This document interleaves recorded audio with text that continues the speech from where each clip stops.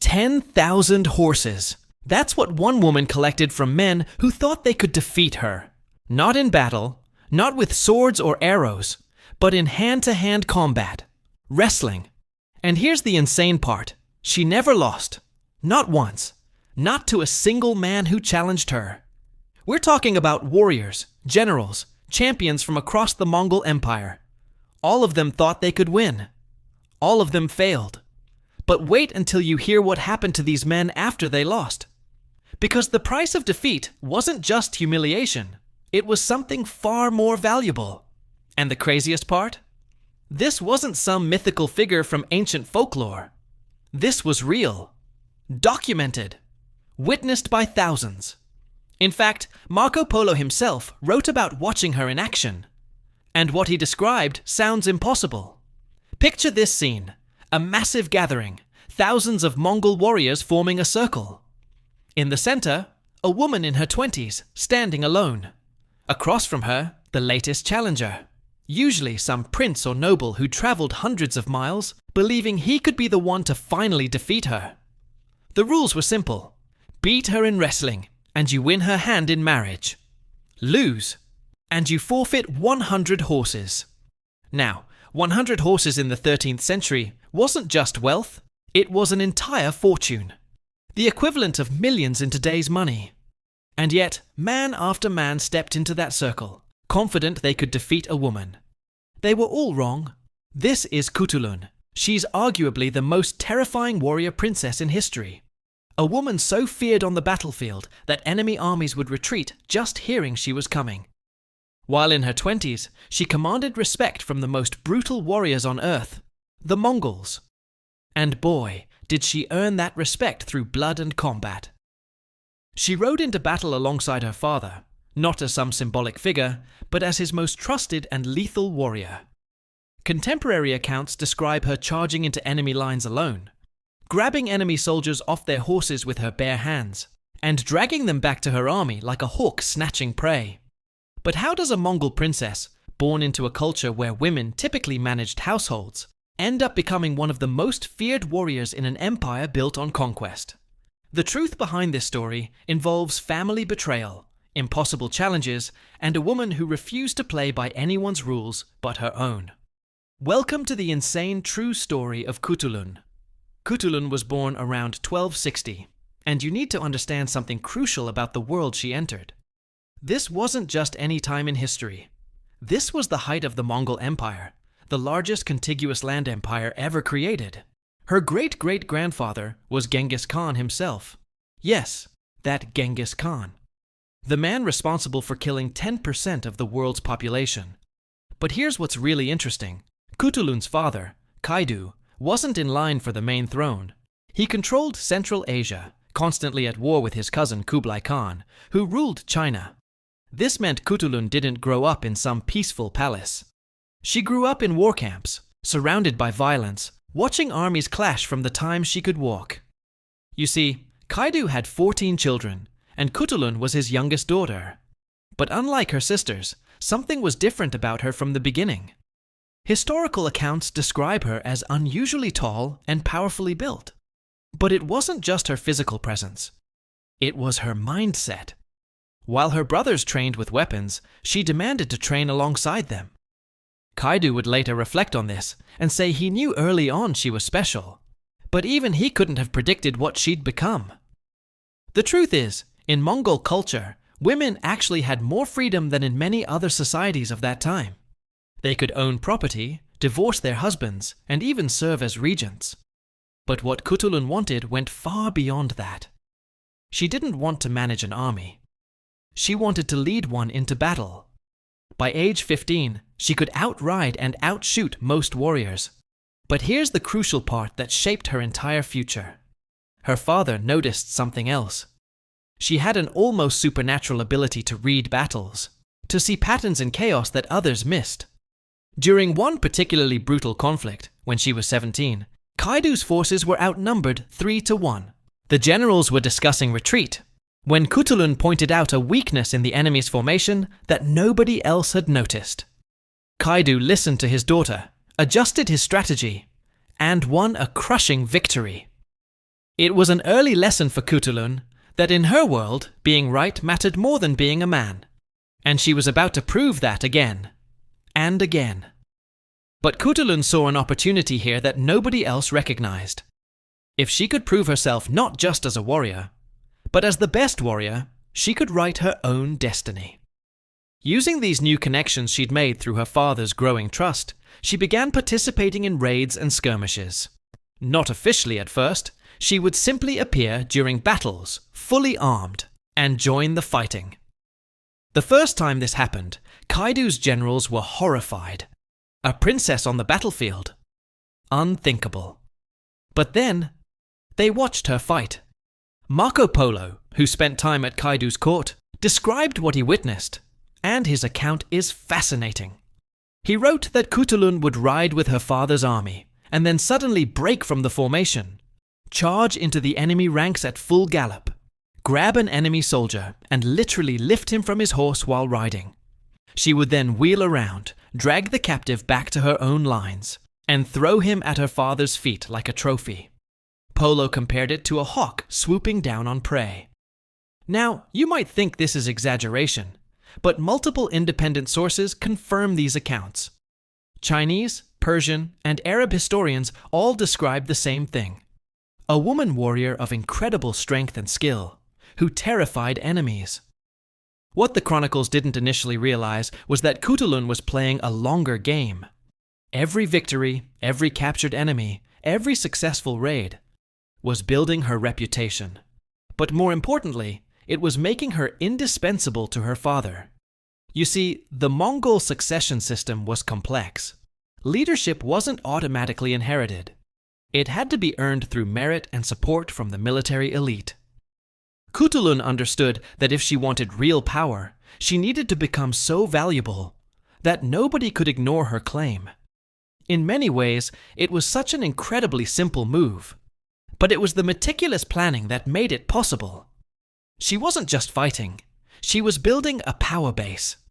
By the time Khutulun reached her early 20s, she had become her father's most trusted advisor and his champion warrior. But here's where the story gets absolutely insane. Marriage proposals started flooding in from across the Mongol Empire. Princes, khans, wealthy nobles, everyone wanted to claim the great warrior princess as their bride. But Khutulun had other plans, and what she did next changed everything. She declared that she would only marry a man who could defeat her in wrestling. If a suitor won, she would marry him. If he lost, he had to give her 100 horses. Now, what people didn't realize was the genius of this challenge. Wrestling wasn't just a sport in Mongol culture. It was sacred, a measure of a warrior's true worth. By making this her requirement, Khutulun was essentially saying, any man who wanted to claim her had to prove he was stronger than the empire's most feared warrior. The number of horses, 100, was also strategic. This wasn't pocket change. We're talking about wealth equivalent to millions today. Only serious suitors with real resources could even afford to try. But here's the crucial part. Khutulun had been wrestling since childhood. She had trained with the best warriors in her father's army. She knew techniques that most of these pampered princes had never even encountered. The challenges began, and they were public spectacles. Thousands would gather to watch. Suitor after suitor stepped into the circle, confident that surely they could defeat a woman. The first documented match was against a prince from the Western Territories. The fight lasted less than 3 minutes. Khutulun didn't just win, she humiliated him, pinning him so decisively that he couldn't even claim it was luck. The horses were delivered to her camp that same day. Word spread quickly, but instead of deterring challengers, it attracted more. Each prince thought he would be different, special, the one to finally tame the wild princess. They were all wrong. By year 3 of these challenges, Khutulun had accumulated over 10,000 horses. 10,000. Think about that scale. That's not just wealth, it's an entire economy. But before we continue, quickly hit like and subscribe if you're enjoying this. With that many horses, she could fund her own army, and that's exactly what she did. Khutulun now had independence that no woman in her position had ever achieved. She commanded her own force of elite warriors, who followed her not because of her father, but because of her own reputation and resources. This is very different from how princesses typically gained power through marriage alliances. She had flipped the entire system on its head. The problem was, Khutulun had become too powerful, and this started creating serious political complications. Her brothers, who had once dismissed her as just their athletic sister, now saw her as a genuine threat to their inheritance. But the situation didn't stop there. Rumors began spreading throughout the empire, vicious, damaging rumors. Some claimed she was actually in an incestuous relationship with her father, that this was why Kaidu supported her so strongly, and why she refused to marry. Others suggested she was possessed by dark spirits, that her strength wasn't natural. Little did Khutulun know, but back in Kublai Khan's court in China, people were starting to ask questions about this warrior princess who seemed unstoppable. Intelligence reports were being compiled. Kublai's advisors saw an opportunity. If they could somehow neutralize Khutulun, it would devastate Kaidu's military capability. Plans were being drawn up, but not for battlefield confrontation. They knew they couldn't defeat her in combat. Instead, they would use the one weapon Khutulun couldn't wrestle into submission: politics and public opinion. The pressure mounted when several of Kaidu's most important allies began expressing concern. A woman with that much power, unmarried, commanding her own forces, it violated too many conventions, even for the relatively progressive Mongols.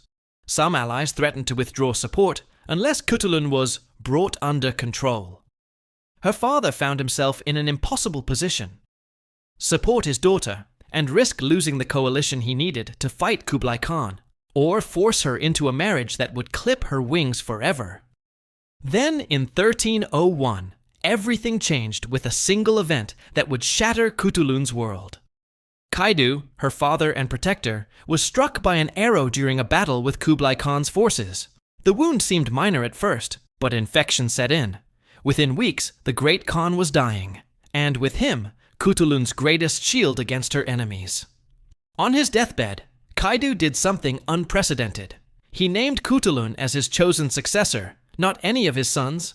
But the moment he drew his last breath, that declaration became worthless. For Khutulun, as the reality of her situation started to come out, she realized she had been outmaneuvered. Her brothers immediately formed an alliance against her. They had learned from watching her that in their world, might made right. But they had something she didn't: legitimacy in the eyes of the traditional power structure. The army that had followed her father began to fracture. Many warriors respected Khutulun, but following a woman as Supreme Khan was a step too far, even for them. Within months, a full succession war erupted. Khutulun found herself fighting not foreign enemies, but her own blood. The chronicles describe desperate battles where she personally led cavalry charges against forces commanded by her brothers. But the numbers were against her. For every warrior who stood with her, 3 stood against her. The most heartbreaking betrayal came from Horus, her eldest brother, whom she had saved in battle just 2 years earlier. He now led the primary force trying to capture her. Finally, surrounded and outnumbered, Khutulun made a tactical decision that shocked everyone. Rather than die in battle or be captured, she negotiated. She would support Horus as Khan, but only if she retained command of her personal guard and remained unmarried. But here's where the story takes an even darker turn. Historical records become murky, but most accounts suggest she was eventually forced to marry anyway, to a man named Abtakul, chosen by her brothers specifically because he was politically insignificant. The woman who had defeated every challenger was ultimately defeated not by strength, but by systematic betrayal. As for Khutulun, reports suggest that towards the end, she had gone from the most feared warrior in the empire to essentially a political prisoner in her own household. She died in 1306, just 5 years after her father, at approximately age 46. The circumstances of her death remain mysterious. Some say illness, others suggest poison. But what is clear is that the empire's greatest female warrior died not on the battlefield where she belonged, but confined and controlled by the very system she had spent her life fighting against. Ultimately, though, the people who suffered most were the Mongol Empire itself. With Kaidu dead and his children fighting among themselves, their territory fragmented. Kublai Khan's successors easily absorbed much of what had been Kaidu's domain. The eternal warrior princess, who had been their greatest military asset, became, through their own prejudice and fear, the catalyst for their downfall. What is clear is this entire saga was an example of how, even in relatively progressive societies, the fear of powerful women can override strategic thinking. But here's what's really fascinating about Khutulun's legacy. After her death, her story was systematically erased from Mongol records. Her brothers wanted no reminder of the sister who had nearly taken everything from them. It was foreign observers, Marco Polo, Persian historians, Chinese chroniclers, who preserved her story. For centuries, many historians dismissed these accounts as fantasy, refusing to believe a woman could have been everything they described. It wasn't until recent archaeological discoveries and deeper analysis of multiple independent sources that historians accepted the truth. Khutulun was real, and if anything, the stories understated her impact. Today, DNA studies suggest that a significant portion of Central Asian nobility can trace lineage back to Khutulun's line, meaning that despite attempts to erase her, her bloodline persisted and thrived. Modern Mongolian women see her as a symbol of female strength and independence. Her story has inspired countless works of art, literature, and recently, major film productions. The woman they tried to force into submission has become immortal in a way her brothers never achieved. Now, whilst the story of Khutulun is pretty incredible, I still wouldn't call her the most ruthless female ruler in history. For that, you're going to want to check out the absolutely insane story of Wu Zetian, the only woman to ever rule China in her own right. And let me tell you, what she did to reach the throne makes Game of Thrones look like a children's story. We're talking about a woman who allegedly murdered her own infant daughter to frame her rival, who created a secret police force that terrorized an entire empire, and who somehow convinced a deeply patriarchal society to accept her as their divine emperor. That video is coming next, and trust me, you don't want to miss it. If you love this story, hit that subscribe button and the bell icon, because next week's video about Wu Zetian is even more insane. Seriously, you don't want to miss what she did to become China's only female emperor. Thank you for watching. I hope you enjoyed learning about the warrior princess who collected 10,000 horses from men who thought they could defeat her. And I'll see you in the next video. Cheers.